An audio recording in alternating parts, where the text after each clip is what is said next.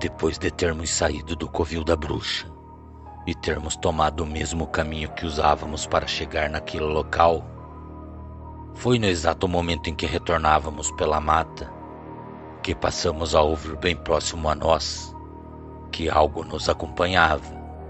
Era possível ouvir os resmungos que mais pareciam ser pranto de dor. Foi então que, em meio à escuridão da mata, todos nós conseguíamos ouvir aquele famigerado cão do inferno pronunciar palavras que o levavam a se engasgar em sua própria saliva. Vocês buscaram a morte. Tiraram tudo o que eu tinha. Me fizeram compactuar com o diabo. Foram atrás da pessoa que sempre esteve ao meu lado e jamais me abandonou. Essa que vocês mataram e carregam nesse manto negro é a cabeça de minha mãe. Todos vocês irão morrer, e o sangue de cada um de vocês será derramado sobre o altar de sacrifício e oferecido ao Pai do Inferno. Dessa forma, aquela que vocês mataram poderá retornar.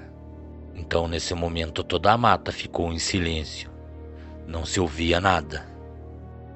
Aquela criatura infernal estava lá, parada por entre a escuridão, e bastou que descuidássemos nossa atenção um do outro para que fôssemos atacados. Quando nos demos por conta, Ryuki já tinha chegado até nós, e sua primeira vítima foi nosso nobre amigo Bastião.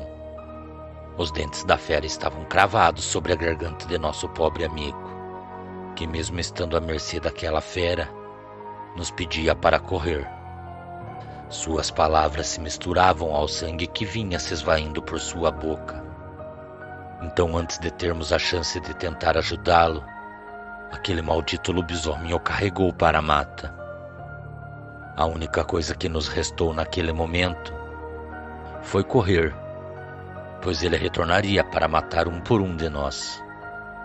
E passado poucos segundos, ele retornou, sedento por nosso sangue. E antes que ele viesse a obter êxito no seu ataque, uma forte luz tomou toda a mata, e ouvimos um forte grito que penetrou a escuridão que restava. Foi então que, nesse momento, eu e meus irmãos caímos desmaiados, e passado algum tempo, quando voltamos a si, para o nosso espanto, notamos que não estávamos mais na mata, e sim dentro da casa daquela velha anciã. Também notamos que aquele maldito lobisomem estava ao redor da casa e corria ao redor de todo o terreno. A velha anciã estava parada sobre a porta e parecia estar sobre algum tipo de transe. Seus olhos esbranquiçados revelavam o que parecia ser grossas veias de sangue, que pareciam que a qualquer momento iriam saltar com todo o seu globo ocular para fora de seu rosto. Então, quando faltava poucos minutos para o alvor do dia, a criatura se retirou daquele lugar, e a velha anciã recobrou seus sentidos e caiu de joelhos ao chão. Então, depois disso, a ajudamos a se levantar. Também a perguntamos o porquê a fera não tinha adentrado a casa, e ela nos revelou que também era uma bruxa, mas diferente daquela que matamos, ela usava seus poderes para ajudar. A fera só não adentrou a casa porque ao redor de todo aquele lugar havia uma mistura de sal, prata e seu próprio sangue. Então ficamos quietos depois de ouvir o que ela falou, e depois disso passamos boa parte do dia ouvindo e executando tudo o que ela nos mandava fazer. Ela dizia que a criatura iria voltar. Também nos contou das condições que levou esse homem a viver esse tipo de vida. Ela nos falou que em 1934 houve uma rebelião formada por jovens que, em sua curiosidade e descobrindo que através de magia negra poderiam vir a se mutar nessas criaturas, também tomaram a liberdade de se oferecerem ao demônio para que pudessem, durante as noites, deixarem de serem humanos e passarem a serem essa fera. Este jovem também descobriram que existia regras a serem executadas, Estas mesmas regras incluem o fato de não matarem seres humanos e se alimentarem somente de animais da mata, pois em cada transformação o corpo exigia muitos nutrientes e para repor tudo o que era preciso, era exigido que se alimentassem de carne fresca e sangue. Esses jovens, não satisfeitos com as regras que existiam, criaram suas próprias regras. Muitos fazendeiros da época desse acontecimento foram mortos. Essas criaturas adentravam fazendas para atacar e comer os animais. Com isso, os fazendeiros, vendo que estavam perdendo muitas cabeças de gado, acabaram indo atrás dessas criaturas e, infelizmente, acabavam sendo mortos. Pessoas desavisadas que estavam pelas ruas à noite também não tinham chance alguma. Esses famigerados lobisomens que conviviam nessa época, achando que tudo isso não era o suficiente, conseguiram fazer pactos de sangue com o diabo. E esses pactos acabaram dando a chance dessas criaturas atacarem essas fazendas durante a luz do dia. Era uma verdadeira carnificina. A velha anciã nos contava toda essa passagem de uma forma que parecia que ela mesma teria vivido nessa época. Então ela sinalizou, falando que o tempo desses interdependentes não durou muito tempo. Todos eles foram queimados e condenados a vagar pelo Vale das Sombras, sem mão guia. Mas pelo que parece, este que vocês têm que confrontar e matar, conseguiu voltar do inferno, e a sua sina a partir de agora é acabar com cada um de vocês. Eu falei e torno a falar. Sacrifícios terão que ser tomados. Então ela nos levou até a parte de trás de sua casa.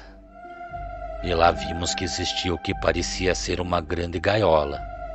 Também notamos que sobre o chão havia o mesmo símbolo que havia sobre o chão do porão daquela casa.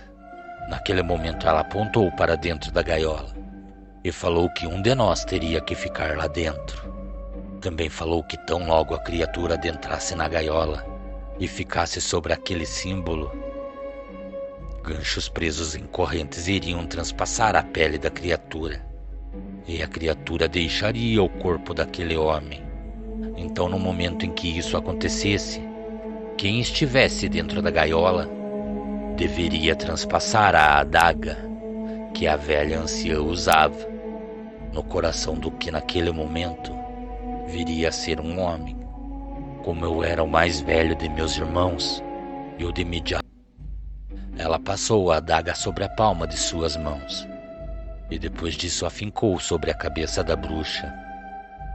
Com o sangue que escorria por entre seus dedos, ela banhou ferro por ferro que formava aquela grande gaiola. Então se assentou sobre o centro daquele símbolo e fez um círculo no sentido horário ao redor do símbolo e do seu corpo. Ela também falou que dali não sairia mais. Ela seria a isca para a fera ficar presa no círculo, e esse seria o momento de matar a criatura. Quando foi por volta das 8 da noite, começamos a ouvir gritos que estavam longe de onde estávamos, mas pouco a pouco foram se aproximando. Então conseguimos ver aquele ser sair da mata. Aquilo caminhava como uma pessoa. Seus braços eram tão longos que quase encostavam no chão. Suas pernas pareciam ter os joelhos virados para trás, de forma que quando aquele ser do inferno andava, parecia que estava sentado sobre as próprias pernas. Seu rosto era completamente desfigurado, e da sua boca escorria uma grossa baba. Quando Ryuk se aproximou da gaiola, ele parou sobre a frente, mas não entrou.